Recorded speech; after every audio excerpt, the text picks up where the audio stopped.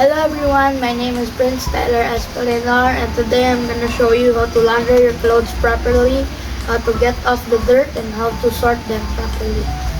Let's start.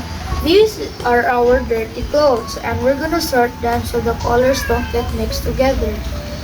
The white the white clothes are going to be right here and the colored ones are going to be right there.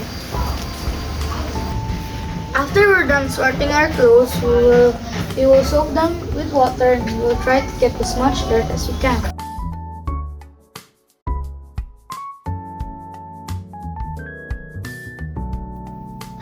I soak the clothes in a basin filled with water. Soaking helps loosen dirt, making the laundering process more efficient. For clothes with stubborn stains, soaking them longer, making them easier to remove during washing.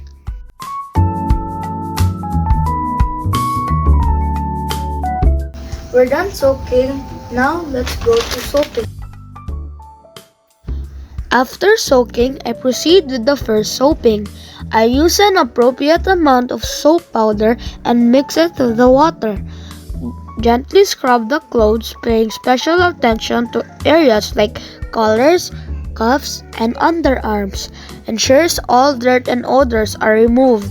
Using the right detergent and technique is key to keeping clothes clean and well maintained.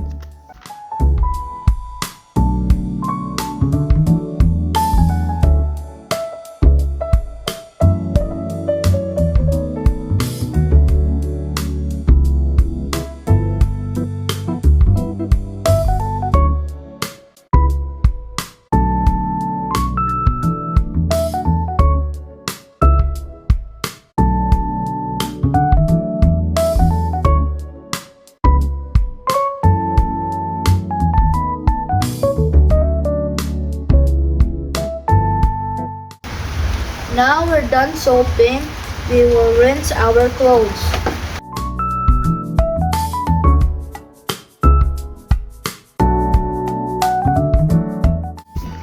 Once the first wash is done, I rinse them thoroughly with clean water.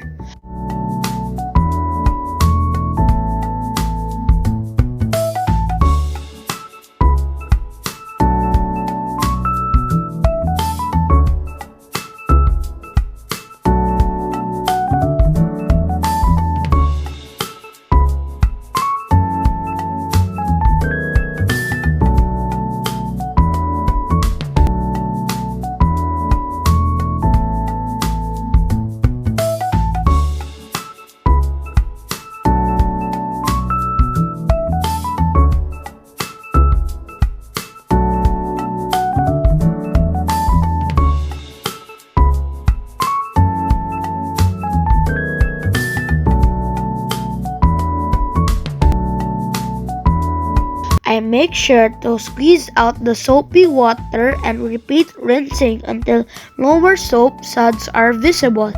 This ensures that the soap is completely removed, but preventing skin irritation and keeping the clothes fresh. Clear water means the clothes are properly rinsed.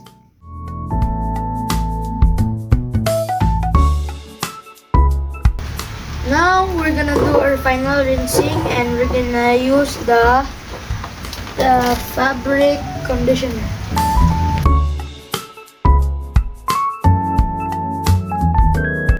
For the final rinse, I mix fabric conditioner with water.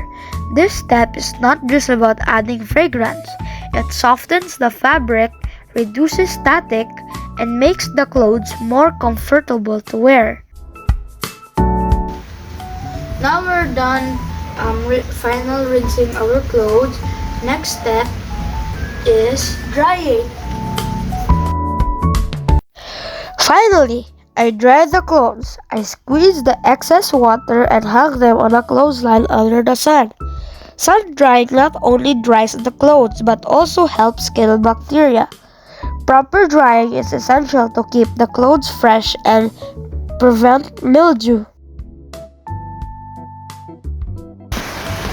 So I'm done laundering my two shirts and I'm happy to experience how my mom feels.